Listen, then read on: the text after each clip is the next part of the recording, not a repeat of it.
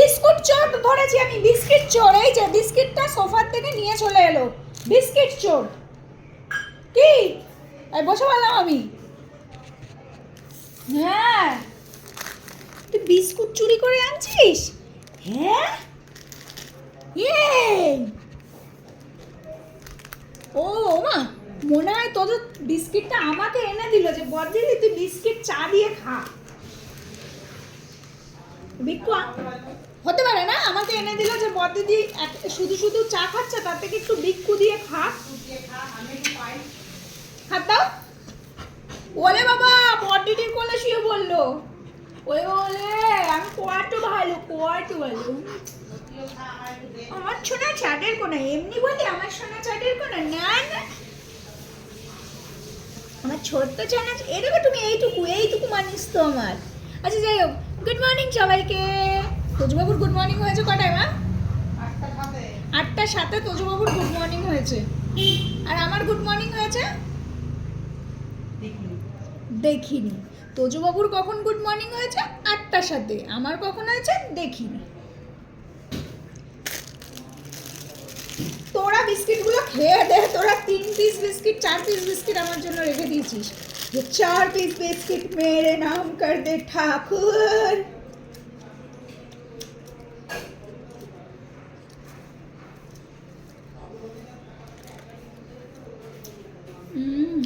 এটা এরকম করে খেতে যতটা ভালো লাগে, তার থেকে এরকম চুবিয়ে এরকম করে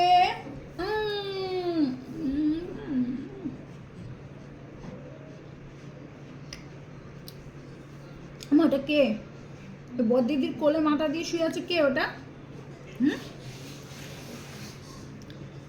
সোহাগ সাদ বাদনে গনি নাচতে দেখি। তোজোর মা তোদের জন্য মাছ নিয়েছে। আমি তো মাছ খাই না। এবার ওর মার বক্তব্য, আমি মাছ খাই না, তাই ওই বড় মাছ নিতে পারে না। এবার যেহেতু ওর ভাত খাওয়া হয়ে যাচ্ছে, এই জায়গাটা মুখ করে গেছে, পুরো ভিজিয়ে দিয়েছে। ওর যেহেতু ভাত খাওয়া হয়ে যাচ্ছে দই দিয়ে, তাই ওর মা বলছে আজকে মাছ নেবে, যাই হয়ে যায়। তো মাছ নিয়েছে, আজকে মাছ দিয়ে স্যুপ খাবে। এই যে আমার মায়ের মাছ। ওই ওনার মায়ের মা, আমার গায়ের মধ্যে আনবা না। মায়ের মাছ। মাছ টাছ নিয়ে আবার জিজ্ঞেস করছে তুই মাছ খাবি? তোমার মা খাবে মাছ, আমি তো খাবো না।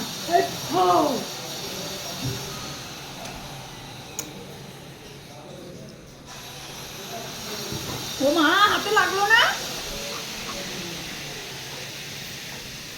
তুই আমার কোলে আয় তো। বলেছি না আমি যতক্ষণ থাকবো আমার কোলের মধ্যে থাকবি তুই। ওয়াও, তুমি 8টায় উঠেছ? তাই বলে বাবা লে দেবো। হ্যাঁ এরকম এরকম পা দুটো নেকেছে, দেখো না আমাদের ভুড়ি, এটা ভুড়ি, তোজ ভুড়ির ছোট্ট ভুড়ি। মামাম মামাম কই, আমার মামাম কই? এই কে আওয়াজ করছিস রে?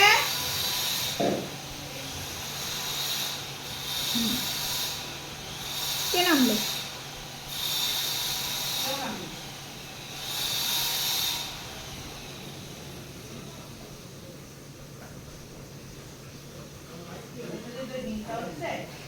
কেন?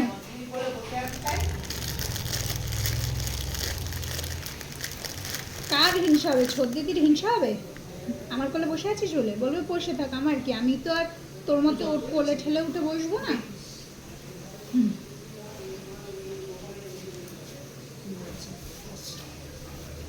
এই 50-50 বিস্কুট খেলে না এরকম লোম যে কটা গায়ে আছে সে কটা আর থাকবে না। আচ্ছা তোর লোম করাটা বন্ধ হয়েছে, যত মাঝে লোম পড়ছিল ওর গায়ে এরকম হাত দিলেই 1 খাবলা করে লোম উঠছিল, এখন সেটা বন্ধ হয়েছে। ওর মা পরশু দিন কি তার আগের দিন শ্যাম্পু দিয়ে ভালো করে ডলে ডলে স্নান করিয়ে দিয়েছে, আর বারবার চুল মানে হেয়ারগুলোকে আঁচড়ে দিয়েছে, ঠিক আছে? তো দেখি এখন ঠিক হয়ে গেছে, এখন আর মানে সেই ব্যাপারটা নেই যে গায়ে হাত দিলেই 1 খাবলা লোম উঠে। তো ওরে বাবা রে, আমার সোনার হেয়ার ফল হচ্ছিল, কত কষ্ট করে হেয়ারগুলোকে মানুষ করেছিল, যদি ওটা পড়েই যায় তাহলে কত কষ্ট ওরে বাবালে ওরে বাবালে। আমার পুন্তু কাকি চা খাবা? খা না, একটু কালো হয়ে যাবি নাই আমার মতো। কে পরিষ্কার বলুন তো? ও পরিষ্কার না আমি পরিষ্কার? এই দেখা, কে পরিষ্কার? দেখ তোর দিয়ে আমি পরিষ্কার, বুঝেছিস? তুই কেলটু, তুই কেলটু। দেখ তোর নাকটার সাথে কম্পেয়ার কর, তুই কেলো কেলো কেলো দিদি। আজকের থেকে তোর নাম কালু দিদি, ঠিক আছে? চা খেয়ে নাকটাকে কালো করেছিস না, আরেকটু খেয়ে পুরো কালো হয়ে যা।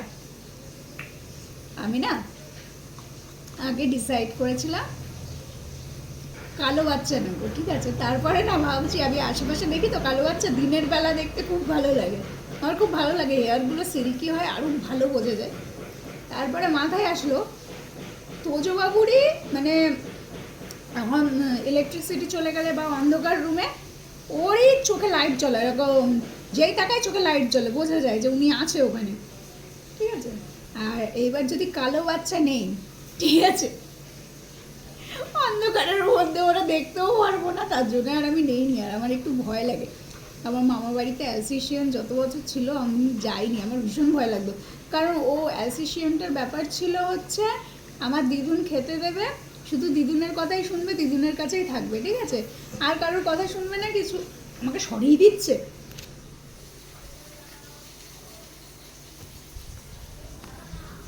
আর কারোর মানে কথা শুনবে না, কারোর কাছে যাবে না, এরকম যে আসবে ও ও ও ও করে ডাকতো। এবার তার জন্য আমি আরও ভয়ে নিইনি।